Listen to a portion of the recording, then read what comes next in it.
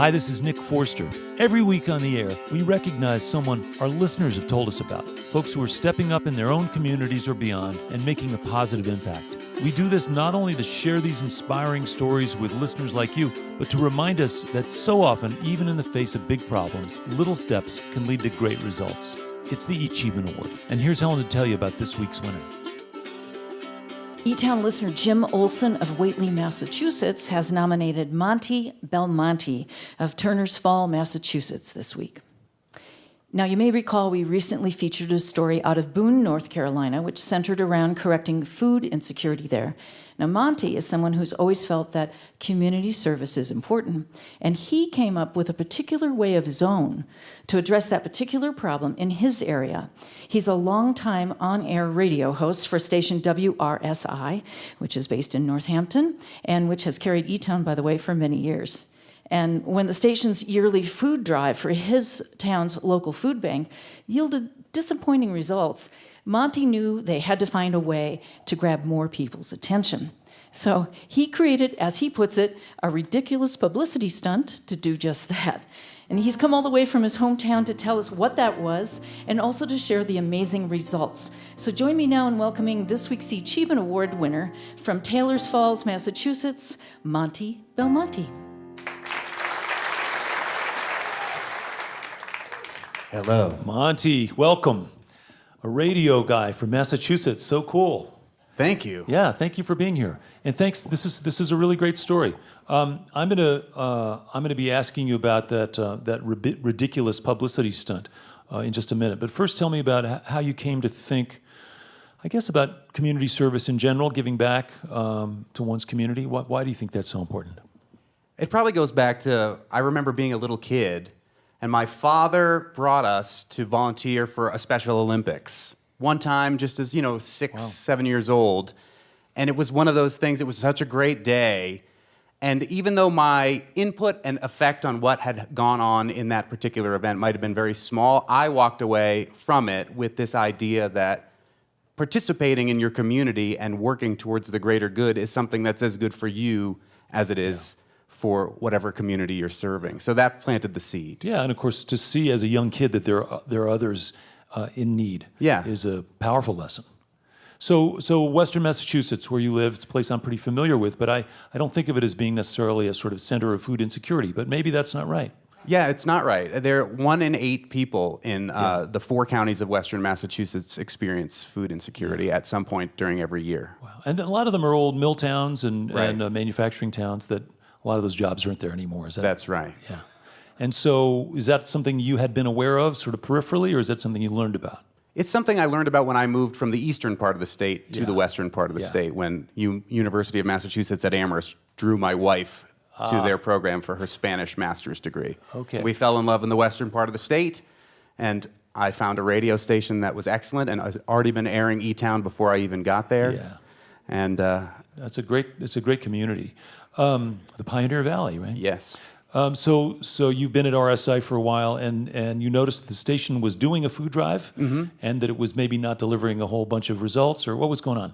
Well, it wasn't delivering very good results, and I think the food bank got jealous because I had created another ridiculous publicity stunt for a local cancer organization where I would camp out in the cold in New England in March and sleep in an igloo until we would raise X amount of dollars, and then that would liberate me from my cold weather camping excursion. Wow, you're not And I hate fooling the around. cold, and I hate camping. So it was a fun way to gently to mess with and torture me for a good cause. And so when the food bank heard about how well that Cancer Connection campout was going, they sat me down and said, "Do you think we could think of something interesting to do for the for the food bank?"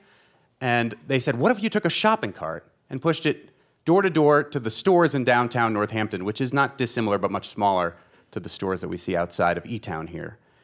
And I said, what if I took a shopping cart and pushed it all the way from Northampton to Greenfield, 26 miles away? And it was like this light bulb went off, and aha, it is ridiculous enough, and I think it'll work.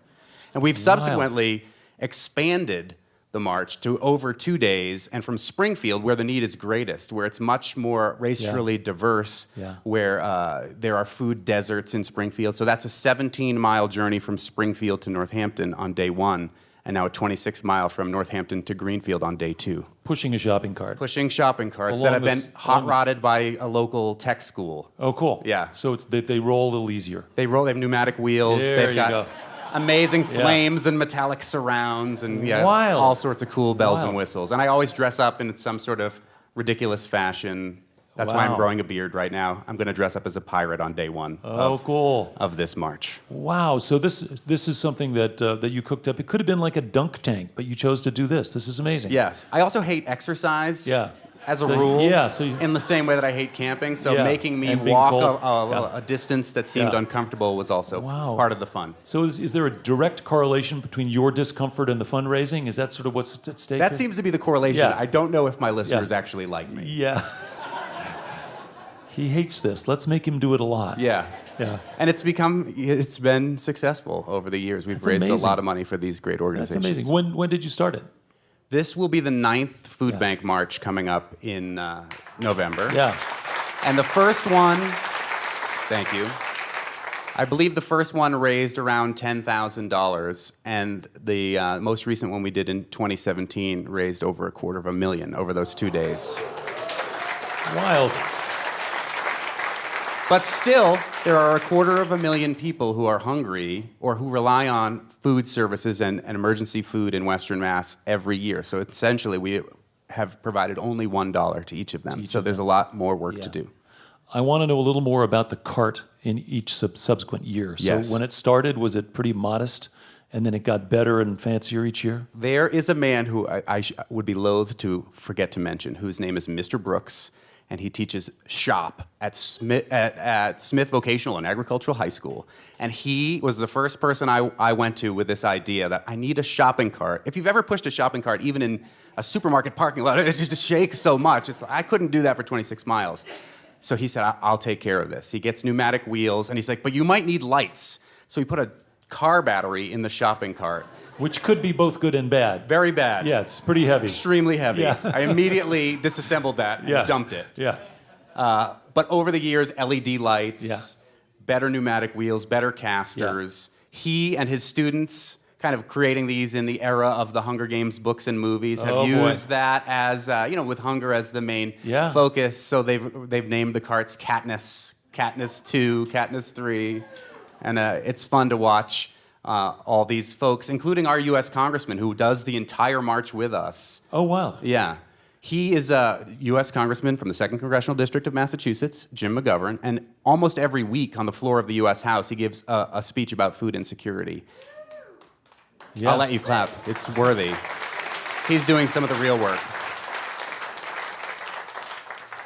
And he reached out to me one time and said, could I join your march? And I said, you're a politician, of course you're going to say that, and maybe you'll make a guest appearance. But no, he has now, I think this will be the 5th year where he's done the march all 43 miles. Wild.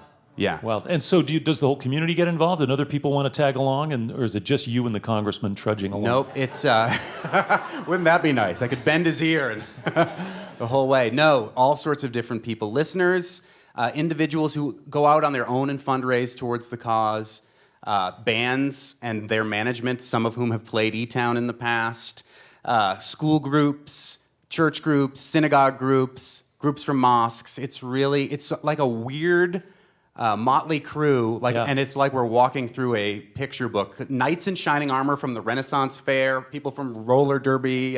It's really. Wild. Are you a traffic hazard at this point? Absolutely. Yeah. We have been threatened by several municipal police departments. So are you taking major routes? You're not on the interstate. You're Not on the interstate. Yeah. We're going through the towns of Northampton and Amherst, and then some of the back roads up towards Greenfield, So Massachusetts. you're definitely using up at least half a lane. Yeah. Yeah. Right. And how many people I imagine these groups kind of just tag along for a few miles and then cycle off and somebody else joins in? A lot of times, but some people, they like the challenge of full seeing thing. if they can do the whole thing. Yeah. And we even took a detour last year to a church in Amherst that has provided sanctuary for a man living in sanctuary under threat of deportation, and getting hundreds of people to what amounts to his front lawn now, this church, to just give him like a round of applause for and to show the community is with him, and to connect the dots between immigrant populations and food insecurity. Some of these folks are coming over here not signing up for the SNAP benefits that they could sign up for because they're afraid. Yeah. So, getting to do things like that is really what makes it special so for amazing. me. So this combination of having a little bit of a bully pulpit with the radio station and the idea that the station already had developed this interest in this cause, but you sort of supercharged it with this campaign, and it's grown so substantially, and the community's involved, and obviously you're raising a lot of dough, and you're making a dent, you're making a difference. Do you feel like this is just going to continue, or are you afraid that this is suddenly going to become the 114-mile walk or the cross-continental march pushing a shopping cart or anything like that? I try to just take it year to year. Year to year. Yeah. This year, I know I'm going to be a pirate. Yeah. That's about as far as I've thought about it. And then I'm going to shave my beard for the cause in between day 1 and day 2 and go total glam Bowie day 2. Oh, cool. Cool. And then, so do local TV stations pick up on this? All the newspapers, yeah. And that's what I mean by the ridiculous publicity stunt. So apart from just the money, the idea is to destigmatize hunger. Because 1 in 8 people rely on emergency food. They're your neighbors, and we don't recognize that there's a need there because there's a shame element to it. And they work, almost all of the people who rely on emergency food assistance, SNAP, and go to these food pantries are working in conjunction with it. They're not looking just for a handout. They need to figure out how to make these ends meet, and it's children, it's elderly people, it's disabled people, and the vast majority of the rest of them are folks who are working. Yeah, sometimes 2 jobs. Yeah. Yeah. So this is just such a great story. I mean, Monte, your name is also delightful. Monte Belmonte. It's fake. It's totally fake. Well, my real name is Christopher Belmonte, but I thought I was working at a country station along with WRSI, and I thought Monte Belmonte had a kind of country ring to it. Yeah. All the other DJs were like Nashville Phil and stuff like that. So. Yeah. It's good, though. Thank you. It's good. It's marketable. I wish I'd thought of something like that. A little late now. Anyway, so is there anything we can do to just direct people to your... What time of year does this usually take place? It's the Monday and Tuesday of Thanksgiving week. It used to be a little earlier in the month so that we could avoid inclement weather until my Congressman Jim McGovern called me at a wedding and said, I got to take Nancy Pelosi to China to advocate for the Tibetan people. Can we move the match a few weeks later? And I said, yeah, for Nancy Pelosi and the Tibetan people, I think we can. Yeah. And we've landed on Thanksgiving week and the Monday and Tuesday, so you can support it. It's appropriate. Yeah. Yeah. And people are in the giving spirit then, and we are And definitely the eating trying spirit. to Yeah. Exactly. Yeah. To capitalize on that. And Food Bank WMA westernmass.org, foodbankwma.org. You can go and make a donation online, and you put a note in it and say it's towards the March for the Food Bank. Foodbankwma.org. Yes. Cool. And there's photos and videos and stuff like that. There's all sorts of crazy weirdness of me in all sorts of costumes. That's I was an so astronaut last year. Oh, man. I get to live the dream. How can you be a radio guy having so much more fun than me? Anyway, You should wear an astronaut costume in eTown, Nick. Well, how do you... Our listeners wouldn't know if I... Nick is wearing an I am astronaut wearing one, costume yeah, right as a matter now. And I'm not wearing any pants. No. But we're going to trade shortly. Listen, I think this is a great story. I'm really glad you came all the way from Western Mass to join us here and tell your story in person.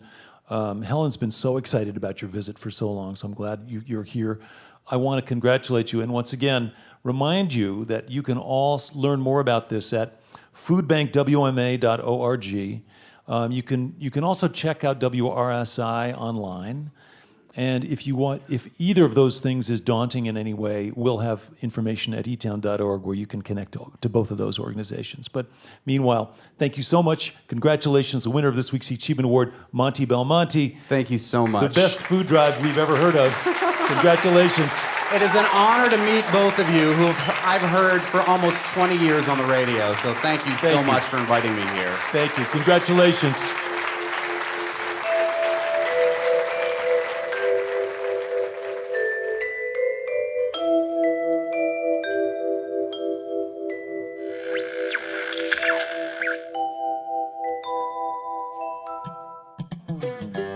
Hi, this is Nick Forster from eTown. If you want to stay up to date with all the performances, interviews, and behind-the-scenes footage, click the subscribe button. Thanks.